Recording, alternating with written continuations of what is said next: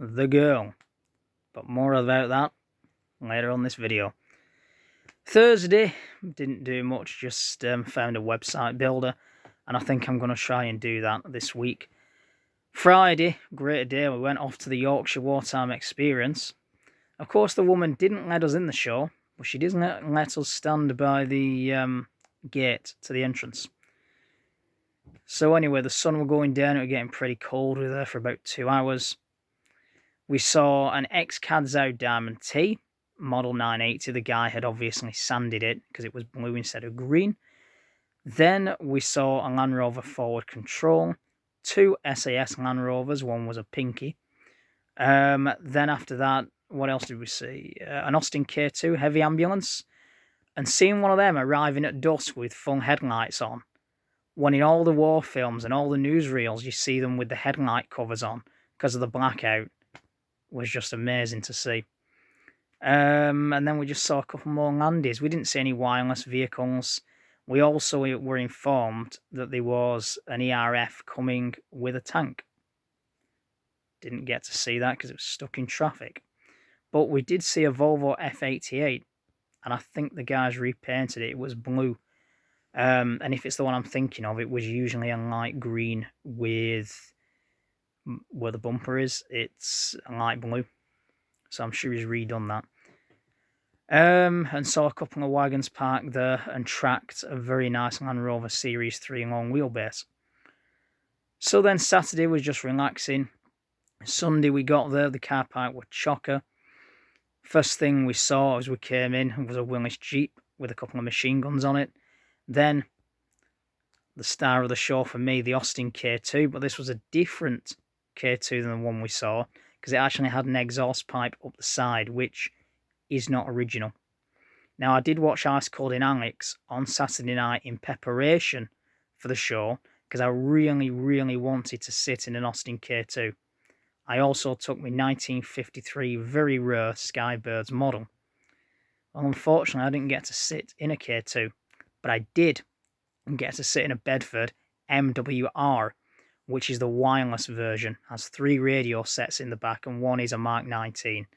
So I was super happy about that. I've wanted to sit in one of them for 10 years. I have to say I have about 15 Oxford models of them, the 1/72nd scale Oxford diecast. So I was happy about that. Anyway, continuing from the K2, we got around the American section, the soft skin section, Diamond T Wreckers, GMC CCK KWs as far as the eye can see, Dodge Weapons ambulances. There was even an auto car with a live-in accommodation trailer, obviously something that used to serve on the Red Ball Express. That was amazing to see. I've actually got the issue of classic military vehicles where that one's on the front. I wish I would have spoke to the owner. Then we continued, a couple of half tracks, 3 Stuart Light tanks, one which is still under restoration after over 10 years, just rusty as hell. And then we come up on an extremely rare beast. I think it's an M26, but I do know that it's definitely a Dragon Wagon, and it was a recovery version. And apparently it's only just been restored. Armour plate everywhere. The biggest Allied tractor unit that there was in the war. So yeah, that was nice to see. Then we went on to the British soft skins, Austin Tilley, Bedford QL with fire body on it, Army Fire Service, 2 AEC Matadors of Monty's 21st Army Group. So really nice to see. Anyway, we didn't see the mock battle, but we heard it, especially with them explosions. Anyway, we were around the stalls. I got speaking to an armour collector, and he were basically saying, I've collected armour all my life, and he said, these are Hobby Master. I said, I know the Hobby Master, I collect myself. Now, Hobby Master are £25 off their website. There it was 3 for 17 quid, so I thought I'd add a few more in.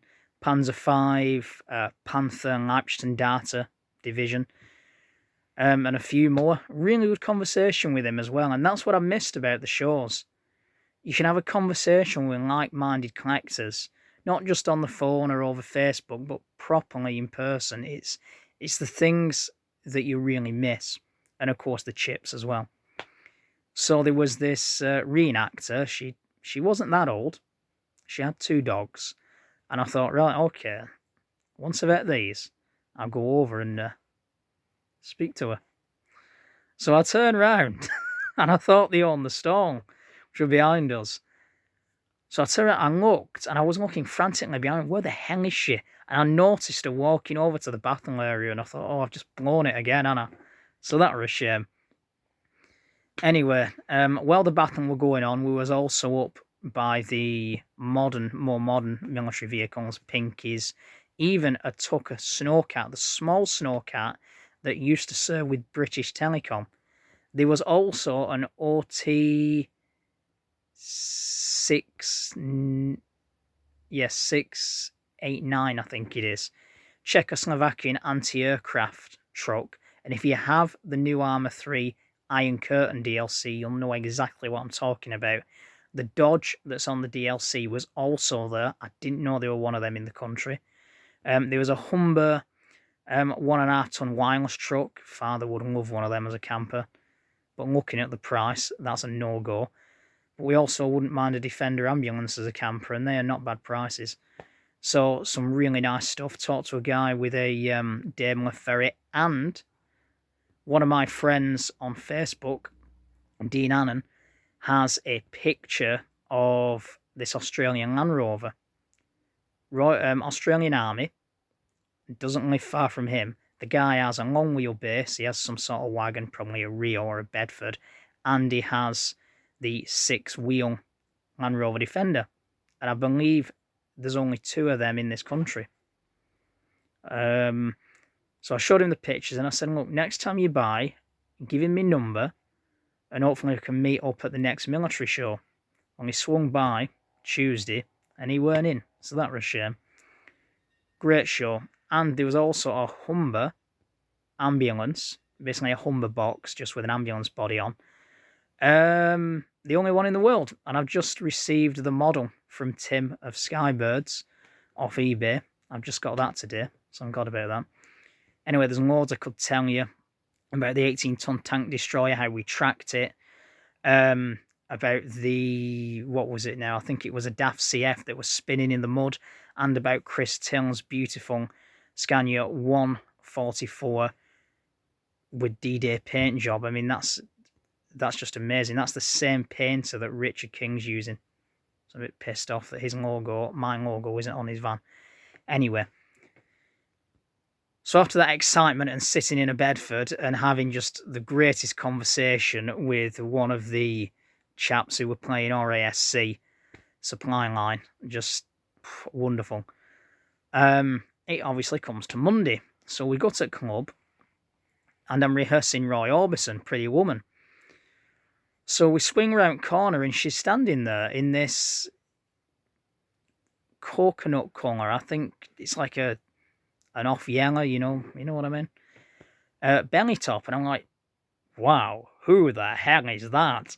She turns around with this big smile on her face, obviously sees me and be like, and I'm like, oh, wait a minute, I know who you are. So anyway, we rush in, we sit down near a speaker, and it's like, this is too loud. So then I look at her and I nudge mother and I said, I thought we was sitting over there today, if you know what I mean. And we all sit over there. I don't end up speaking to her, but I end up speaking to the woman who is with her. She turns out to be from Brisbane, Australia. I had a great conversation with her, and she had her friend there who she'd known since school who kept whittering in her ear. I'm sure he's a nice guy, but I couldn't get a word in. Plus, I was nervous rehearsing, to go on stage and sing the song. I got on there, sung the song, got the biggest applause of the night, absolutely loved it, can't wait to go on there again. Then I got speaking to Paul's father about a few things that I'm doing at the club and that I'm supposed to be photographing this event at Christmas. So then I end up speaking to the Australian woman again, and she said, oh, this is her name, and this is where she's from, and she's going on holiday next week, so she's not going to be here. I said, oh, well, I'm going on holiday a week after, but you're closed for bank holiday anyway. So it looks like I'll be seeing her in about 3 weeks. And yes, I am speaking to her. I'm going to take the bull by the horns. Looking forward to it. I looked on her Facebook page. I typed her name and I thought, look, she got to come up. You know what I mean? She did. It turns out she likes supercars, preferably Ferraris. And my father knows a few people around this area who own Lamborghinis, Ferraris. One who owns a Mercedes AMG as well in white, which I'm told is very powerful. I haven't been in that, but I have been in a Porsche 911 from 2008 at 90 mile per hour, which was quite a thrill.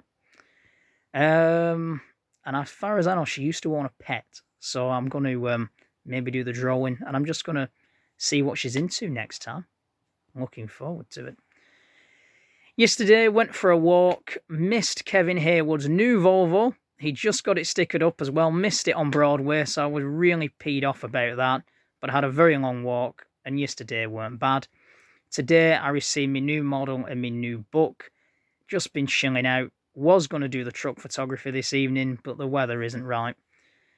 So, probably go for another walk after, and then phone Josh, go on Euro Truck, or do the business cards. So, that's it. Next week is a hectic week, because before we go down south, I got to get everything in order, the YouTube, the books I'm taking. I got to get the model room in order, because there's a lot of things on the shelf that have the potential to fall down, and I don't want that to happen while I'm here. So it's going to be a little chaotic next week. But yeah, as weeks go, sitting in a Bedford MW on Sunday, something I wanted to do for 10 years, and then of course seeing her on Monday, and I know I didn't speak to her, but I am nervous and shy when it comes to women who I like. I know her age, I know what she's called, I know where she's from. She's my height. I'm not going to say anymore, but I do like her. So we'll just see what happens, won't we?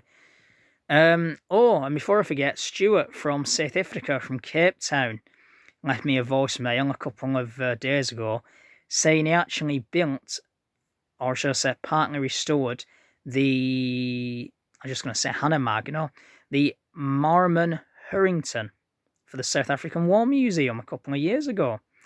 And if you look up that, it's basically a 8-wheel drive armoured car, prototype, never saw service, but very, very nice vehicle. And I love the South African armoured cars in the war, especially the Mark 1A. I love a model of that. Anyway, it's about 12 minutes now of me wittering on. So have a good one. And yeah, I'll see you next week. But I think I'll be at the Yorkshire Wartime Experience, because I'm going to put that video on instead of saying about the week. Because the only thing that's going to be exciting is to arrange and organise all the stuff that needs to be done. Other than that, there's nothing exciting going to happen. So, next time I talk to you, I'll be on the south coast, possibly Southampton, or even at Bovington Tank Museum. So have a good one. Ta-da.